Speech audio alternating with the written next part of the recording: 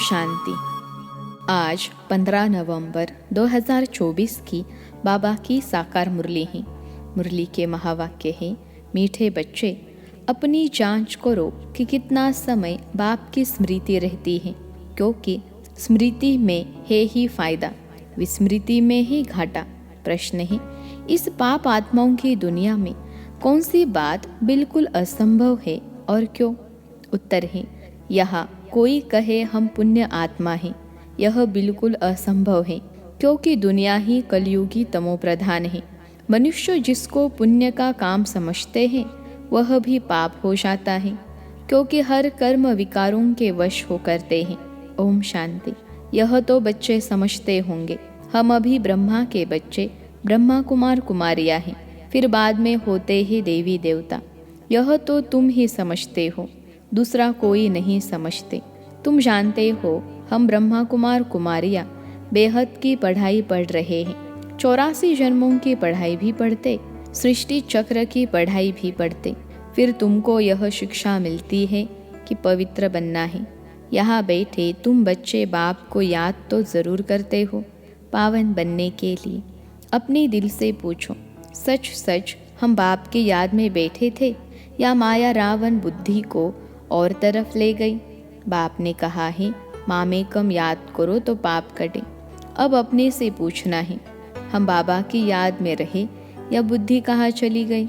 स्मृति रहनी चाहिए। कितना समय हम बाबा की याद में रहे, कितना समय हमारी बुद्धि कहाँ कहाँ गई? अपनी अवस्था को देखो। जितना टाइम बाप को याद करेंगे उससे ही पावन बनेंगे। जमा और ना का भी पोतामेल रखना है। आदत होगी तो याद भी रहेगा, लिखते रहेंगे। डायरी तो सबके पॉकेट में रहती ही है। जो भी व्यापार वाले होते हैं उन्हों की है हद की डायरी, तुम्हारी है बेहद की डायरी। तो तुमको अपना चार्ट नोट करना है। बाप का फरमान है, धंधा आदि सब कुछ करो, परंतु कुछ समय निकाल मेरे को याद करो। अपने पोता मेल को देख फायदा बढ़ाते जाओ, घाटा न डालो। तुम्हारी युद्ध तो है ना, सेकंड में फायदा सेकंड में घाटा। झट मालूम पड़ता है हमने फायदा किया या घाटा। तुम व्यापारी हो ना, कोई विरला यह व्यापार करे। स्मृति से है फायदा, विस्मृति से है घाटा। यह अपनी जांच करनी है। जिसको ऊंच पद पाना है उसको ही ओना रहता है। देखे हम कितना समय स्मृति में रहे, यह तो तुम बच्चे जानते हो। हम सब आत्माओं का बाप पतित पावन है। हम असुल आत्माएं हैं, अपने घर से यहाँ आए हैं। यह शरीर लेकर पाठ बजाते हैं। शरीर विनाशी है, आत्मा अविनाशी है। संस्कार भी आत्मा में रहते हैं।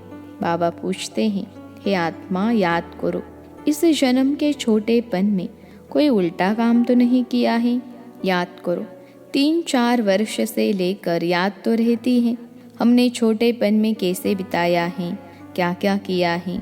कोई भी बात दिल अंदर खाती तो नहीं है? याद करो। सतयुग में पाप कर्म होते ही नहीं तो पूछने की बात नहीं रहती। यहाँ तो पाप होते ही हैं। मनुष्य जिसको पुण्य का काम समझते हैं वह भी पाप ही है। यह है ही पाप आत्माओं की दुनिया। तुम्हारी लेन देन भी है पाप आत्माओं से। पुण्य आत्मा यहाँ है ही नहीं। पुण्य आत्माओं की दुनिया में फिर एक भी पाप आत्मा नहीं। पाप आत्माओं की दुनिया में एक भी पुण्य आत्मा नहीं हो सकती। जिन गुरुओं के चरणों में गिरते हैं वह भी कोई पुण्य आत्मा नहीं है।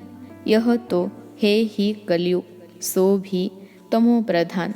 तो इसमें कोई पुण्य आत्मा होना ही असंभव है। पुण्य आत्मा बनने के लिए ही बाप को बुलाते हैं कि आकर हमको पावन बनाओ। ऐसे नहीं, कोई बहुत दान पुण्य आदि करते हैं, धर्मशाला आदि बनाते हैं, तो वह कोई पुण्य आत्मा है? नहीं। शादियों आदि के लिए हॉल आदि बनाते हैं, यह कोई पुण्य थोड़े ही है। यह समझने की बातें हैं। यह है रावण राज्य, पाप आत्माओं की आसुरी दुनिया। इन बातों को सिवाय तुम्हारे और कोई नहीं जानते। रावण भल है, परंतु उनको पहचानते थोड़े ही है। शिव का चित्र भी है, परंतु पहचानते नहीं हैं।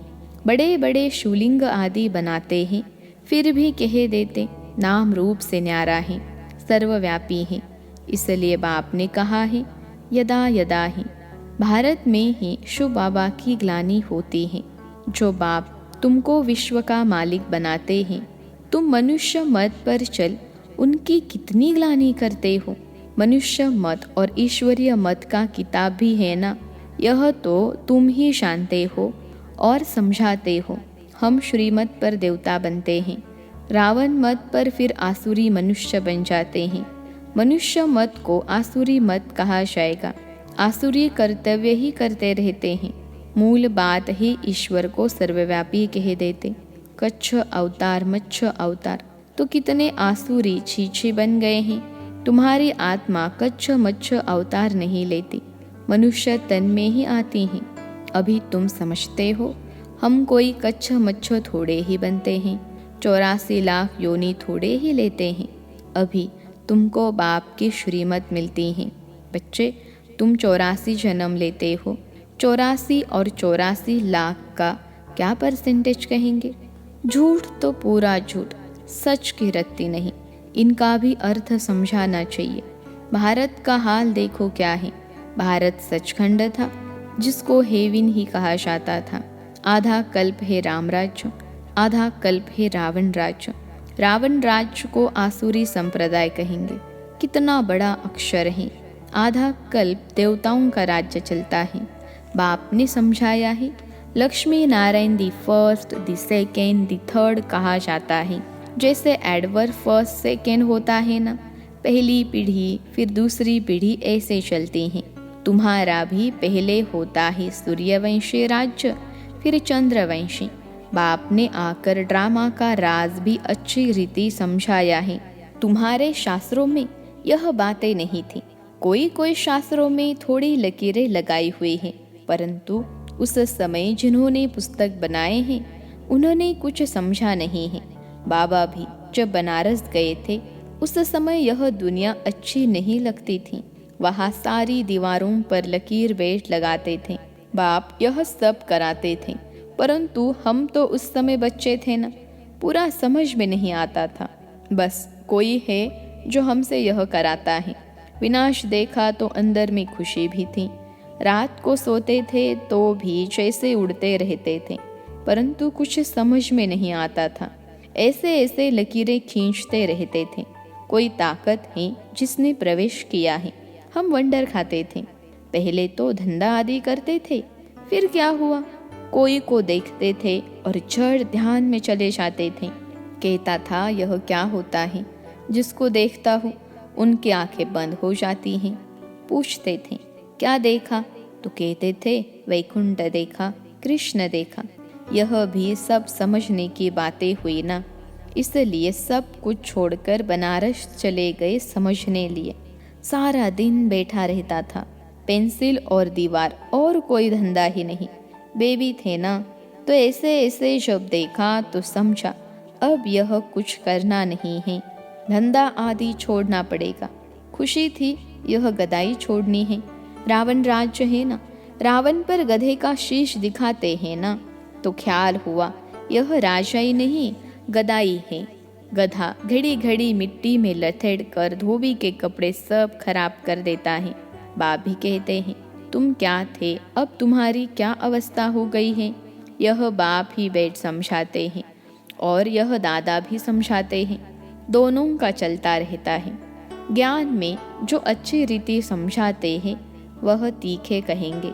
नंबरवार तो है ना, तुम बच्चे भी समझाते हो। यह राजधानी स्थापन हो रही है, जरूर नंबरवार पद पाएंगे। आत्मा ही अपना पाठ कल्प कल्प बजाती है।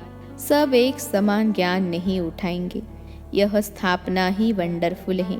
दूसरे कोई स्थापना का ज्ञान थोड़े ही देते हैं। समझो सिख धर्म की स्थापना हुई, शुद्ध आत्मा ने प्रवेश किया। कुछ समय के बाद सिख धर्म की स्थापना हुई। उन्हों का हेड कौन? गुरु नानक।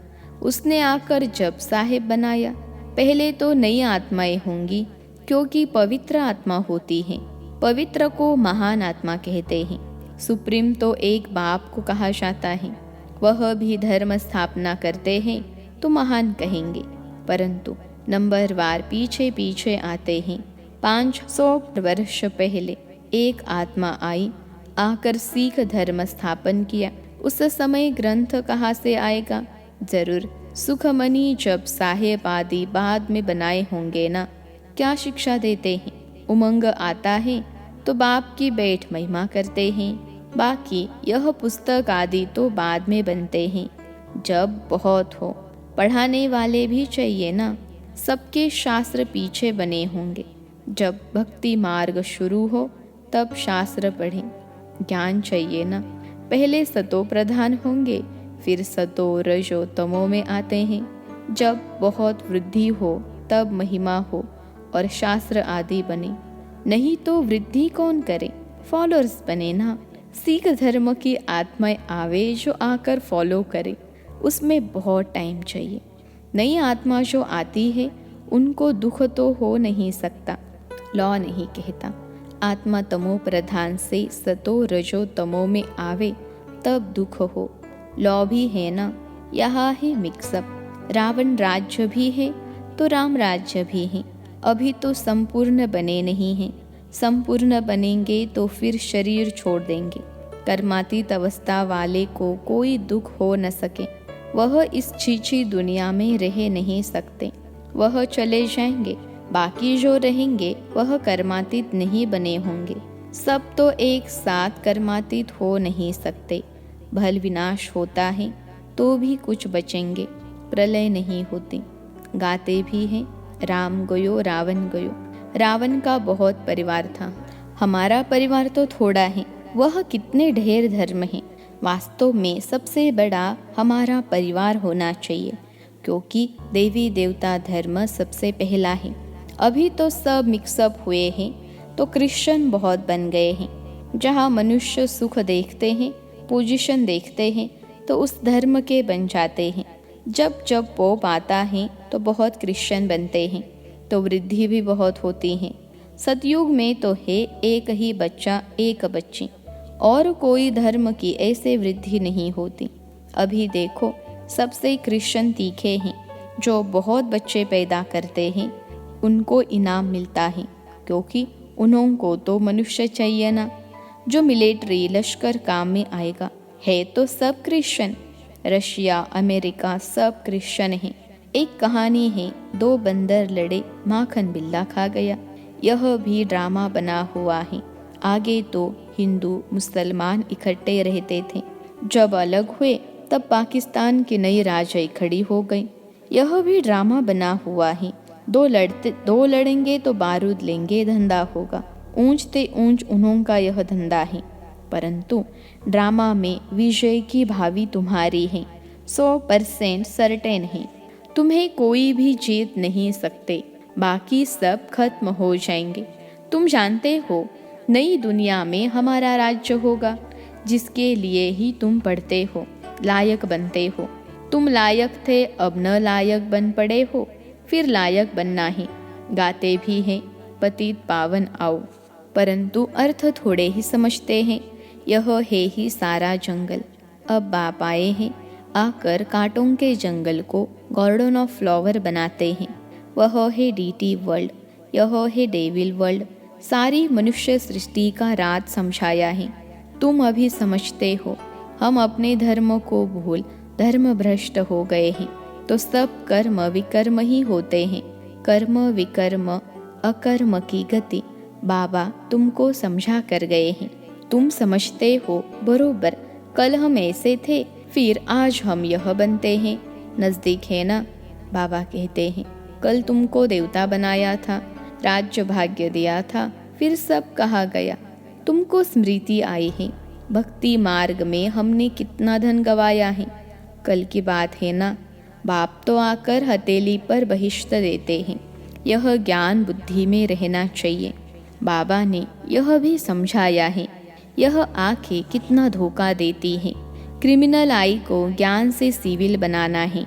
अच्छा, मीठे मीठे सिखिलते बच्चों प्रति मात पिता बाप दादा का याद प्यार और गुड मॉर्निंग। रूहानी बाप की रूहानी बच्चों को नमस्ते। हम रूहानी बच्चों की सिखिलते रूहानी माता पिता बाप दादा को याद प्यार, गुड मॉर्निंग और नमस्ते बाबा नमस्ते।